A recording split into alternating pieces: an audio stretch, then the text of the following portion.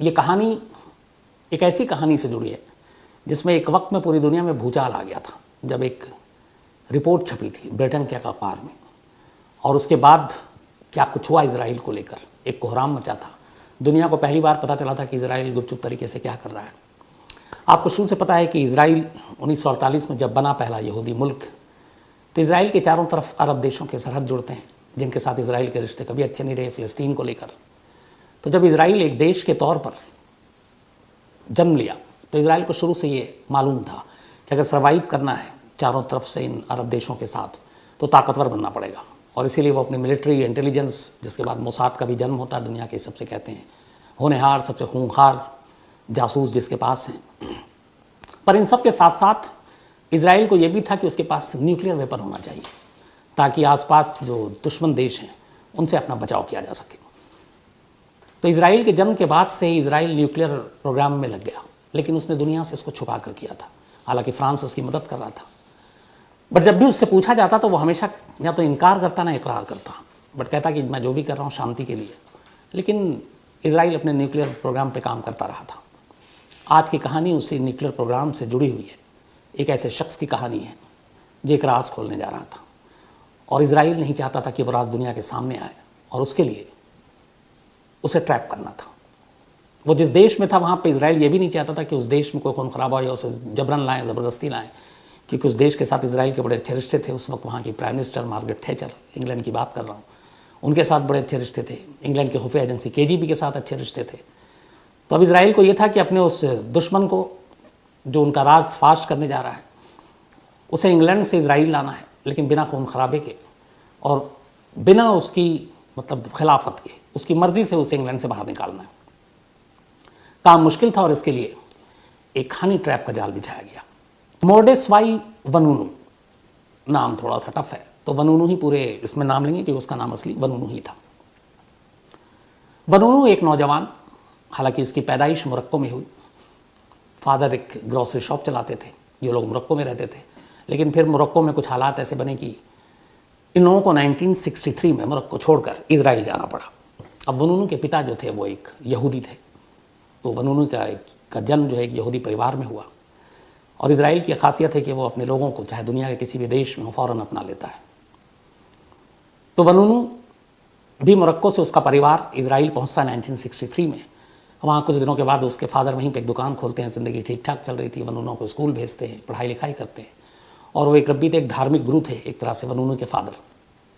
तो इजराइल में उनकी अच्छी खासी वक़्त थी, अच्छी खासी हैसियत थी। धीरे धीरे स्कूल के बाद फिर कॉलेज फिज़िक्स की पढ़ाई की। इसके बाद वनूनू वहीं पे छोटी मोटी अलग अलग नौकरी करने लगा। पहले वो फोर्स में गया, वो पढ़ना चाहता था इजराइल एयरफोर्स का पायलट, बट एग्ज़ाम में फ़ेल कर गया। फिर उसने कुछ दिन आर्मी के लिए काम किया, कुछ दिन और कुछ काम किया, और फिर सब करते करते आखिरकार उसे 1963 में ये लोग पहुँचे थे, और 1980 के आने के आसपास इजरायली फ़ोर्स में काम करने का मौका मिला वनूनू को। इजरायली फ़ोर्स के साथ वो जुड़ा रहा, काम करता रहा। 1976 में वनूनू को पता चला कि इजराइल का एक न्यूक्लियर प्लांट भी है, जहाँ पे ये होता था कि कपड़े और बाकी चीज़ें बन रही हैं दुनिया से छुपा कर। और ये जो प्लांट था ये इजराइल में जो एक जगह थी वो था नेगेवे रेगिस्तान। तो उस रेगिस्तान के इलाके में ये एक न्यूक्लियर रिसर्च सेंटर के नाम पर था, परमाणु प्लांट, जो कि एक डिज़र्ट में था, जो मैंने आपको बताया। और इसी में फिज़िक्स और केमिस्ट्री और मैथ सबका स्टूडेंट था, कॉलेज पास कर चुका था, होनहार स्टूडेंट था वनूनू। तो इस न्यूक्लियर प्लांट में एक टेक्नीशियन के तौर पर जॉब लग गई। जब जॉब लगी तो बहुत सारी शर्तें थी, क्योंकि एक तो दुनिया की नज़र में भी था कि इजराइल परमाणु बम तो नहीं बना रहा, खासतौर पर CIA। और 60s के दौर में ये था कि दुनिया को शक था कि इजराइल कुछ बना रहा है। कुछ लोगों को ये भी शक था कि शायद इजराइल के पास 10-15 न्यूक्लियर वेपन है, लेकिन इजराइल ना कभी इनकार करता ना इकरार करता। बट दुनिया को यही था कि इससे 10-15 से ज़्यादा इसके बाद बम नहीं हो सकते। और इधर इजराइल जो है वहाँ पे अपना परमाणु कार्यक्रम 1960 से ही चला रहा था और दुनिया से छुपा हुआ था। फ्रांस को बिल्कुल पता था ये बात। तो वहीं उसी जगह पर नेगेवे के डिज़र्ट इलाके में, रेगिस्तानी इलाके में ये plant, nuclear research centre Israel का, और डिमोना परमाणु प्लांट, डिमोना एक जगह का नाम है, तो वहाँ पे ये था। इसी में अब वनूनू ने जाकर काम करना शुरू किया टेक्नीशियन के तौर पर। शर्तों में ये था कि जब ये नौकरी लगी उसको इस न्यूक्लियर प्लांट पे, तो ये एक खुफिया जगह थी, दुनिया की नज़र थी इस पर, तो हर एम्प्लॉय को बहुत गहराई से वहाँ पे चेक किया जाता था, कई टेस्ट लिए जाते थे, वनूना के भी हुए। जब नौकरी लगी तो फिर उसके बाद उसके सामने एक और शर्त रखी गई कि यहाँ नौकरी करने के दौरान अगले 5 सालों तक वो किसी भी अरब कंट्री या कम्युनिस्ट देश का दौरा नहीं करेगा, वहाँ नहीं जाएगा, क्योंकि इजराइल जो है कम्युनिस्ट देश और अरब देश दोनों को अपना दुश्मन मानते थे। तो उन्हें लगता था कि वहाँ जाने के बाद ये लोग फंस सकते हैं, इनको ट्रैप किया जा सकता है। तो इन सारी शर्तों के साथ वनूनू ने वहाँ काम करना शुरू किया। बीच में कई बार इसने कुछ नियम कायदे भी तोड़े, उसके बाद उसको वार्निंग भी दी गई। ये सिलसिला चलता रहा। फिर थोड़े दिनों के बाद इसका झुकाव वहाँ कम्युनिज्म की तरफ आ गया। तो इजराइल में भी एक कम्युनिस्ट पार्टी है, वनूनू ने उसको भी ज्वाइन कर लिया।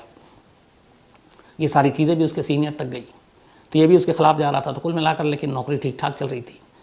इसने 76 से 85 तक कुछ दिनों के लिए कुछ और नौकरी की, लेकिन फिर से परमाणु कार्यक्रम जो न्यूक्लियर प्लांट था वहाँ काम करता रहा और वहीं पे ये जॉब करता रहा।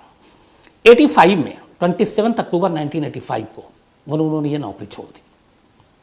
नौकरी छोड़ने के बाद भी उससे कहा गया कि आप उन देशों का दौरा नहीं करेंगे, आप जो यहाँ पे देखा आप उसके राज ये सारी चीज़ें नहीं करेंगे।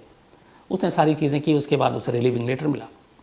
लेकिन वनूनू ने जो नौकरी छोड़ने से पहले एक काम किया, उसने इस न्यूक्लियर जो रिसर्च सेंटर या परमाणु प्लांट 57 पिक्चर 57 तस्वीरें उसने कैमरे में कैद कर ली गुपचुप तरीके से, और उन तस्वीरों को उसने अपने पास बड़े संभाल कर रखा। इस दौरान में ये नौकरी करते हुए इजराइल में रहने के दौरान भी उसका यहूदियों के बजाय कम्युनिज्म और इस तरफ ज़्यादा था। अरब के कई उसके दोस्त थे स्टूडेंट्स, फ़िलिस्तीन के लेकर उसके दिल में हमदर्दी थी, हालांकि यहूदी था। इन सारी चीज़ों ने उस वक्त की इजरायली गवर्नमेंट की एक तरह से उसको खिलाफ कर दिया था। तो ये बहुत सारी चीज़ें थी। 85 में इसने अपनी नौकरी छोड़ दी। फिर इसने कहा कि अब क्या करें। तो इसके बाद वो वहाँ से निकला। निकलने के बाद इसने कहा चलो दुनिया घूमते हैं। ये अमेरिका गया, फिर थाईलैंड गया, फिर वहाँ से म्यांमार गया, नेपाल गया, और ये सब घूमते घुमाते आखिरकार वो ऑस्ट्रेलिया में सिडनी पहुँचा। सिडनी आने के बाद वहाँ उसने एक जॉब किया और उसने ये था तय कर लिया था कि मुझे सिडनी में ही बसना है। अब वो सिडनी में रह रहा है। सिडनी में उसे एक दोस्त मिला, उसका पुराना दोस्त के साथ डेली बात होती। फिर उसने बताया अपने न्यूक्लियर प्लांट में अपनी नौकरी, अपने एक्सपीरियंस। फिर उसने कहा कि मैंने वहाँ ये देखा, मेरे पास ये तस्वीरें हैं। उसके दोस्त को लगा कि ये बहुत ही बड़ी खबर है। उसने कहा ये स्टोरी कोई भी वेस्टर्न मीडिया खरीद लेगी और तुझे कम से कम $1 मिलियन मिलेगा। वनूनू को पैसे की ज़रूरत भी थी। उसने कहा ठीक है। तो उसने सबसे पहले कहा कि किसको पकड़ूं, तो उसने न्यूज़ वीक से बात की, पर न्यूज़ वीक वालों ने ज़्यादा इंटरेस्ट दिखाया नहीं। फिर उससे कहा गया कि तू एक काम कर, लंदन में एक न्यूज़पेपर है संडे टाइम्स, उसका एक जर्नलिस्ट है पीटर हॉनम, पीटर हॉनम से मिल। उसने कहा ठीक है। इसके बाद अब वनूनू ने पीटर हॉनम से कांटेक्ट किया और उसने कहा कि ऐसे ऐसे ये दुनिया समझती है कि इजराइल का जो न्यूक्लियर प्रोग्राम है वो काफ़ी छोटा है, 10-15 बॉम्ब है, लेकिन मैंने वहाँ पे जो काम किया है एज ए टेक्नीशियन, जो मैंने अपनी आंखों से देखा है वहाँ जिस तरीके से प्लेटेनियम और बाकी चीज़ों की इस्तेमाल हो रहा है, तो उसके हिसाब से ये था कि कम से कम 150 to 200 के बीच में इजराइल के पास न्यूक्लियर बॉम्ब है। अब 150 और 200 के बीच में ये बहुत बड़ी तादाद हो जाती है। ब्रिटिश जर्नलिस्ट संडे टाइम्स का, उसे लगा इस स्टोरी में दम है, एक टेक्नीशियन है, उसने उसे लंदन बुलाया। अब ये पहुंच गया लंदन। अब वो इसकी पूरी स्टोरी को सुन रहा है। फिर उसने 57 पिक्चर दिखाए। अब उस ब्रिटिश जर्नलिस्ट को ये भी पता है कि इजराइल से वहाँ पे एक न्यूक्लियर प्लांट में काम कर चुका है। ये खबर अगर लीक हो गई कि यह वहाँ की इन्फॉर्मेशन यहाँ दे रहा है तो इसकी जान को ख़तरा है, मोसाद वाले पीछे पड़ जाएंगे। तो उसने उसको अलग अलग नामों से लंदन में अपने दफ्तर के बाहर अखबार के जो करीबी होटल था वहाँ ठहराया। फिर बीच में होटल चेंज कराया। फिर इसे भी पसंद नहीं आया, फिर वापस दूसरे होटल में रखाया। ये सब चलता रहा। अब वनून लंदन में है और वहाँ पे उसके सारे इस आर्टिकल पे काम हो रहा है और इस संडे टाइम्स में उस जर्नलिस्ट को उसकी पूरी रिपोर्ट छापनी है। सारी बातचीत, कई मीटिंग्स के बाद, फ़ोटो के बाद डील हो ही चुका था, पैसे मिले। अब इस खबर को कंफर्म करना था क्योंकि एक टेक्नीशियन एक न्यूक्लियर प्लांट में काम करके आया कुछ साल, तो उसके भरोसे पे एक जर्नलिस्ट एक ऐसे अखबार जिसकी साख है, एक तरफा स्टोरी नहीं छाप सकता। और जर्नलिज्म का एथिक्स है कि आप हमेशा क्रॉस चेक करें। एक के खिलाफ है तो आप दूसरी तरफ से भी आप उसको पता कीजिए। तो सबसे पहले तो जो कुछ वनुन ने बताया, इस जर्नलिस्ट ने जितने भी जो न्यूक्लियर के एक्सपर्ट्स थे उनसे राय ली, उनसे बताया कि ये चीज़ें हैं, ये मटेरियल है, ये पिक्चर है, ये उसका दावा है, कितना सच है। जितने एक्सपर्ट्स थे उन्होंने कहा कि वनुन जो भी कह रहा है वो फैक्चुअल है और सही है और उसकी बातों में दम है। जर्नलिस्ट को लगा ठीक है, उसने पूरी रिपोर्ट तैयार की। अब रिपोर्ट तैयार करने के बाद उसे सामने वाले का भी रिएक्शन चाहिए। जो मैंने कहा जर्नलिज्म का इथिक्स, कि हम आपके खिलाफ ये स्टोरी करने जा रहे हैं, एक रिपोर्ट आई है कि आप लोग इस तरीके से वहाँ पे चोरी छुपे न्यूक्लियर प्लांट और वहाँ बॉम्ब बना रहे हैं और आपके पास करीब 150 to 200 के करीब बॉम्ब है, तो इस पर आपका क्या कहना है।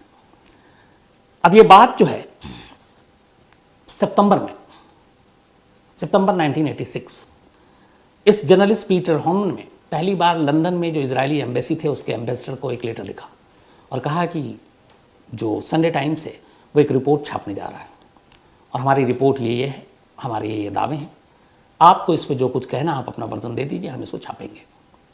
अब जब लंदन की इजरायली एम्बेसी में ये चीज़ें आई और उसने उन 57 में से 3 पिक्चर भी भेज दिए, एम्बेसडर की हवा ख़राब हो गई। उसने फ़ौरन इजराइल तेल अवीव में अपने सीनियर को कांटेक्ट किया, वहाँ से बात सरकार तक गई, सरकार के बाद मोसाद तक बात गई। अब यहाँ ये हुआ कि इजराइल के अमेरिका के साथ अच्छे रिश्ते और वो अमेरिका से भी झूठ बोल रहा है कि हमारे पास इतने बॉम्ब नहीं है। इजराइल के ब्रिटेन के साथ अच्छे रिश्ते, उस वक्त मार्गरेट थैचर प्राइम मिनिस्टर थी ब्रिटेन की, उनसे भी झूठ बोल रहा है। ये लोग इजराइल की मदद भी कर रहे हैं। तो अगर ये रिपोर्ट आ गई तो इजराइल की बड़ी बदनामी होगी और शर्मिंदगी भी होगी। अब इजराइल में तय हुआ कि किसी तरह से इस रिपोर्ट को रोका जाए और वनुन को रोका जाए और ये रिपोर्ट पब्लिश ना हो। तय हुआ कि मोसाद को ये काम सौंपा जाए। इसी के बाद मोसाद की एक खूबसूरत जासूस को लंदन भेजा गया। अपने एक बॉयफ्रेंड के साथ वो लंदन में थी। 24 सितंबर 1986 ये वो तारीख थी जब पहली बार वो जासूस, उसे पता था, उसने सारी रैकी कर ली वरुण कहाँ ठहरा हुआ, किस होटल में है, कब कहाँ निकलता है बाहर, कब कॉफ़ी पीने जाता है। वो सड़क से गुजर रहा था और ये जानबूझकर अपने बॉयफ्रेंड के साथ उसके सामने से गुजरी।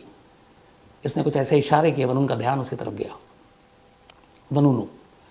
इसके बाद दोनों में बातचीत हुई। तो लंदन की एक सड़क पर पहली बार वो लड़की वनुनु से मिलती है, अनजान बनकर। लेकिन उसकी कुछ हरकतें ऐसी थी कि वनुनु का ध्यान उसकी तरफ जाता है। वो देखता है लड़की, कुछ उसे लगता है कि घबराई हुई सी है, कुछ परेशान सी है, कहीं खोई हुई है। फिर अचानक लड़की उसको हेलो बोलती है, वनुनु भी हेलो बोलता है।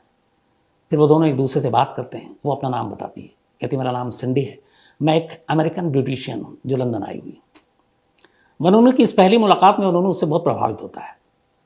मोसाद की जितनी जासूस हैं, खासतौर पर लेडी जासूस जो हनी ट्रैप करती है, उन्हें ट्रेनिंग ही ऐसी दी जाती है कि आपको सामने वाले को अपनी तरफ खींचना है।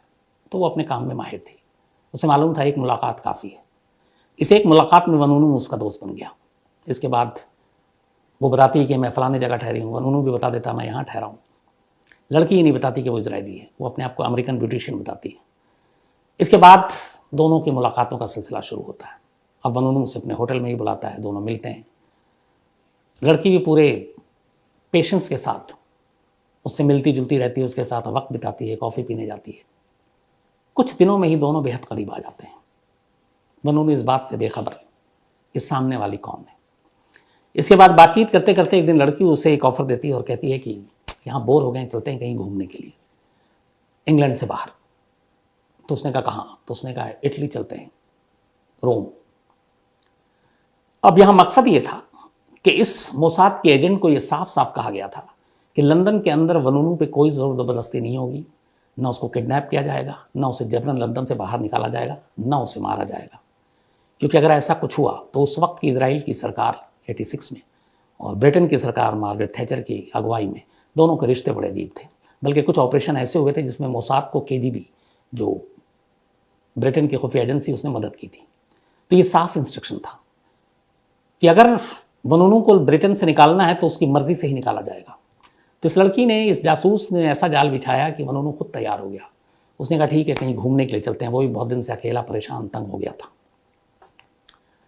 इसके बाद फिर तय होता है और अक्टूबर में ये दोनों लंदन से इटली पहुंचते हैं। इटली पहुंचने के बाद वहां एक अपार्टमेंट में ये लोग पहले रहते हैं, फिर उसके बाद इधर उधर रहते हैं। लेकिन वनुनु को पता ही नहीं था कि उसे इटली क्यों लाया गया, क्योंकि उसे ब्रिटेन की सरहद से बाहर निकाला जाना था। सरहद से बाहर आ गया। अब यहाँ पर सिग्नल मिल चुका था कि वनुनु बाहर आ चुका है। रोम में पूरी तैयारी हो गई।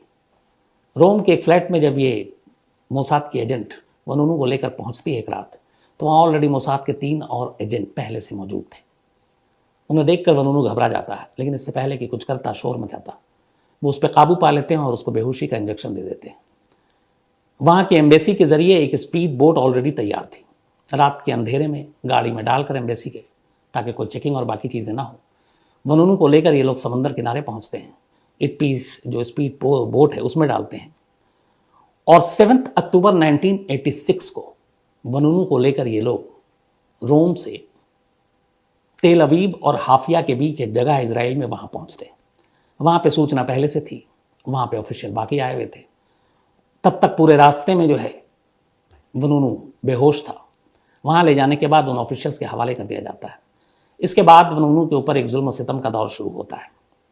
इजरायली एजेंसियों को और वहाँ की सुरक्षा जो एजेंसियाँ थी उनको, मोसाद को इस बात का गुस्सा था कि एक यहूदी अपने देश का राज जाकर वेस्टर्न कंट्री को बेच रहा है। कहते हैं कि जब पूछताछ उससे हुई तब उसने हमेशा कहा कि मैं जो हिंसा है, बॉम्ब है, इनके खिलाफ हूँ। बोला अगर इजराइल में शांति है तो फ़लस्तीन में भी शांति होनी चाहिए। उसको लेकर फ़लस्तीन को लेकर भी हमदर्दी थी। तो उसका ये था कि पूरी दुनिया, पूरी मानव जाति खुश रहे और हिंसा से दूर रहे। और इसीलिए मैं चाहता हूँ कि ये चीज़ें दुनिया के सामने आए ताकि इजराइल की पोल खुले और इजराइल इन चीज़ों से बचे। इसके बाद अदालत में मुकदमा शुरू हुआ, लेकिन इधर ये गायब हुआ। 7 अक्टूबर को पहुँचता है। उधर कहानी देखिए 48 घंटे पहले। अब वो जर्नलिस्ट जो है वो ढूंढ रहा है कि कहाँ गया, मिल नहीं रहा है। उसे डाउट हो जाता है कि इसको मोसाद उठा कर ले गए। 7 अक्टूबर को वनूनू इजराइल पहुंचता है और उससे 48 घंटे पहले 5 अक्टूबर 1986 को इसी अखबार में, संडे टाइम्स में, जर्नलिस्ट पीटर होनम की ये पूरी रिपोर्ट छप जाती है। उस रिपोर्ट को जो हेडलाइन दिया गया था वो ये था, reveal the secrets of Israel nuclear Arsenal. अब इस रिपोर्ट के छपते ही पूरी दुनिया में कोहराम मच जाता है। जितनी बड़ी बड़ी खुफिया एजेंसी थी वो शर्मिंदा हो जाती हैं कि वो बरसों से लगी हुई हैं, लेकिन इजराइल का राज उन्हें नहीं मालूम। और यहाँ एक न्यूज़पेपर, एक संडे टाइम्स ब्रिटेन का, वो खुलासा कर रहा है कि इजराइल के पास 10-15 नहीं बल्कि उसके हिसाब से 150 से 200 के बीच न्यूक्लियर वेपन है। वो सारी तस्वीरें, सारे एक्सपर्ट्स के कमेंट्स, एम्बेसी को कांटेक्ट किया, ये सारी चीज़ें डिटेल के साथ इस रिपोर्ट में शामिल थी। और इस एक रिपोर्ट ने इजराइल को परेशान कर दिया। इजराइल वनूनू को तो उठा कर ले आया, लेकिन उस रिपोर्ट को छपने से रोक नहीं पाया। और उसके इजराइल पहुंचने से 2 दिन पहले इस न्यूज़पेपर में ये रिपोर्ट छप गई। इजराइल इस गलतफहमी में था कि शायद उनकी ऑफिशियल वर्जन और वो रिएक्शन के बाद ही ये रिपोर्ट छपे, उसके बिना छापेंगे नहीं। लेकिन इस बीच में जो कहानी में ट्विस्ट आई कि वनूनू अचानक गायब हो गया, जिसे होटल में इस अखबार वालों ने रखा था, वो उसको कुछ बिना बताए हुए, तो उन्हें डाउट हो गया कि वो कस्टडी में है। तो इसीलिए उन्हें मजबूरन ये रिपोर्ट छापनी पड़ी। और इस रिपोर्ट के साथ उन्होंने ये भी अंदेशा जताया कि वनूनू को किडनैप कर लिया गया है और वो इजराइल में है। इजराइल इससे मना करता रहा। 7 अक्टूबर को इजराइल पहुंचा था, 5 अक्टूबर को ये रिपोर्ट छपी थी। इजराइल उसके बाद महीने भर तक मना करता रहा। आखिरकार 9 नवंबर 1986, 9 नवंबर 1986, यानी कि वनूनू को किडनैप करके इजराइल लाने के 2 महीने बाद इजराइल और इजराइल सरकार को यह मानना पड़ा कि वनूनू उनके कब्जे में है। इसके बाद मुकदमा चला। मुकदमे में देश के खिलाफ देश के राज को बेचने का इल्ज़ाम लगा और कहते हैं कि इसके लिए वहाँ पे इजराइल में जो सज़ा है वो सज़ाए मौत है, डेथ पेनल्टी। लेकिन इजराइल का एक और कानून है, अब उसे आप अच्छा कहें या बुरा कहें मुझे नहीं मालूम, लेकिन कानून ये है कि वहाँ की जिस जुर्म के लिए सज़ाए मौत है, वो जुर्म अगर एक यहूदी ने किया है तो फिर वो उसे डेथ पेनल्टी या सज़ाए मौत नहीं देते, फिर उसे साल में तब्दील कर देते हैं, उम्र कैद 20 साल, 30 साल, 40 साल। अब यहाँ पे वनूनू एक यहूदी था और जो जज फैसला सुना रहा वो भी एक यहूदी है। यहाँ तक कि जो सरकारी वकील जिसने ये पूरा मुकदमा लड़ा वनूनू के खिलाफ, उसने भी अपने मुकदमे की पैरवी खत्म करने के बाद अदालत से ये तो कहा कि कड़ी से कड़ी सज़ा दी जाए वनूनू को, लेकिन एक बार भी ये नहीं कहा कि इसे सज़ाए मौत दी जाए, क्योंकि वो यहूदी था। और इन्हीं चीज़ों को ध्यान में रखते हुए और इसके यहूदी होने की वजह से जिस जुर्म के लिए मौत की सज़ा मिलनी थी, वनूनू को 18 साल कैद की सज़ा मिली। 18 साल तक वो कैद में रहा। इन 18 सालों में करीब 11 साल तो उसे अकेला तन्हा रखा गया, बहुत टॉर्चर भी किया गया। आखिरी के 7 साल उसे बाकी कैदियों के साथ रखा गया। इस दौरान वनूनू की ये खबर दुनिया भर में आई और दुनिया भर में वनूनू को के चाहने वाले भी पैदा हो गए और उन्होंने इसे एक विसल ब्लोवर के तौर पर भी लिया कि इसने मानवता के लिए एक अच्छा काम किया। दूसरा पक्ष ये था कि इसने इजराइल के खिलाफ काम किया, लेकिन उसको लेकर दुनिया में बड़ी तारीफ भी हुई और बहुत सारे जो मानवाधिकार संगठन है वो इसके सपोर्ट में आए। आखिरकार 18 साल की कैद के बाद 21 अप्रैल 2004 को 21 अप्रैल 2004 को वनूनू को जेल से रिहा किया गया, कुछ शर्तों के साथ। एक, विदेशियों से नहीं मिलेगा, देश से बाहर नहीं जाएगा, ये सारी चीज़ें, और बाकी और कोई बात डिस्क्लोज नहीं करेगा। वनूनू ने फिर एक चर्च में शरण ली, कुछ दिन अपार्टमेंट में रहा, फिर एक चर्च ने उसको दिया, फिर वो वहाँ गया। उसने नॉर्वे से मांगी कि हमें पनाह दिया जाए। नॉर्वे ने पहले हाँ कहा, फिर ना कहा। बीच में फिर इसको कई बार वनूनू को कुछ शर्तें तोड़ने के लिए कुछ विदेशियों से, जर्नलिस्ट से मिला, तो उसको 6 महीने की और सज़ा दे दी, एक बार और 6 महीने की सज़ा दे दी रिहाई के शर्तों के उल्लंघन में। इसमें कई संगठन बाद में आए कि ये जुल्म है, नहीं होना चाहिए, लेकिन ये चलता रहा। वनूनू अब भी इजराइल में है, लेकिन पहरे में है, आज भी उसके ऊपर शर्तें लागू है। हर साल वो सुप्रीम कोर्ट को चैलेंज करता है कि मुझे पूरी आज़ादी के साथ जीने, जहाँ जाऊँ वहाँ जाने, जिससे मिलना चाहूँ उससे मिलने की इजाज़त दी जाए, लेकिन वहाँ की कोर्ट ने अभी तक इजाज़त नहीं दी है। सबसे इंटरेस्टिंग बात यह है कि जब वनूनू के नाम पे 1987 से लेकर लास्ट 1 साल पहले तक हर बार जो नोबेल का पीस प्राइज़ दिया जाता है दुनिया में, उसके लिए उसको नॉमिनेट किया जाता है, हर साल मिला नहीं। एक बार ऐसी और नॉमिनेट किया गया तो फिर वनूनू नहीं, नोबेल पीस जो प्राइज़ के ऑर्गेनाइजर उनको एक लेटर लिखा और उसने कहा कि इस साल मुझे आप नॉमिनेट मत करो। उसकी वजह ये थी कि उस साल इजराइल के प्राइम मिनिस्टर को भी नॉमिनेट किया गया था और उसने कहा कि यही वो कल्प्रिट है, यही वो हैं जो परमाणु बम और सारी चीज़ों के बनाने के पीछे हैं, तो मैं उनके साथ नॉमिनेट नहीं होना चाहता हूँ। तो अब भी वनूनू वही है। अब इस पूरे दौरान में कहानी में एक और चीज़ आती है कि वनूनू को कहा गया कि जब तुम ब्रिटेन से इटली पहुंचे और फिर इजराइल पहुंचे तो तुम्हें मालूम है वो लड़की कौन है? उसने कहा हाँ, उसका नाम सिंडी है, बहुत अच्छी दोस्त है। उसे बताएगा नहीं, वो मोसाद की एजेंट थी। आखिर तक सिंडी के जासूस होने की बात को वनूनू ने नहीं माना। जब रिहा हुआ तो एक बार उसे पता चला और वो किसी तरह सिंडी के घर पहुंच गया। वहाँ गया तो सिंडी का हस्बैंड मिला, उसने सिंडी को पहचान लिया, बट सिंडी ने कहा कि मेरा नाम सिंडी नहीं है। उसका असली नाम था सैरिल हेनिन बेंटोव और वो अपने हस्बैंड के साथ खड़ी थी और सामने वनूनू था जिसे पकड़ने के लिए वो लंदन गई थी, जिसने हनी ट्रैप का जाल बिछाया था। उसने सारी कहानी बताई, फिर उसने कहा कि एक तुम्हारी तस्वीर है मेरे पास और उस तस्वीर में और इस तस्वीर में ज़्यादा फर्क नहीं है। वो सिंडी असल में कोई और नहीं, सैरिल हेनिन बेंटोव ही थी, इजरायली आर्मी के एक मेजर की वाइफ जो मोसाद की एजेंट थी, जिसको ये टास्क दिया गया था। और इस एजेंट की दूसरी खास बात यह थी कि इसी सिंडी या सैरिल हेनिन बेंटोव, जब ये सारी कहानी आई और मीडिया में आई कि किस तरीके से एक वनूनू को पकड़ा गया, लंदन से लाया गया यहाँ तक, इसको लाने वाली एक मोसाद की लेडी जासूस थी। कुछ वेस्टर्न कंट्री ने उस जासूस की तस्वीर छाप दी, क्योंकि वनूनू के पास भी फ़ोटो थी।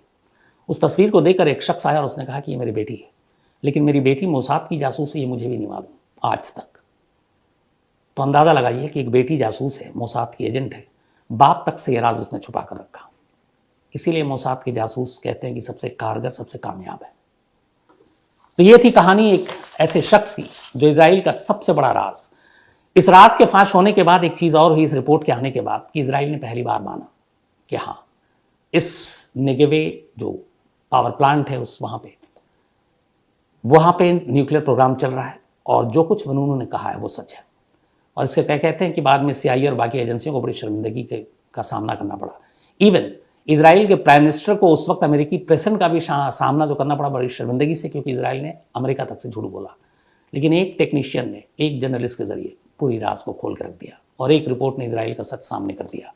लेकिन उसी शख्स को इजराइल अपने मोसाद के जरिए वापस लेकर आता है।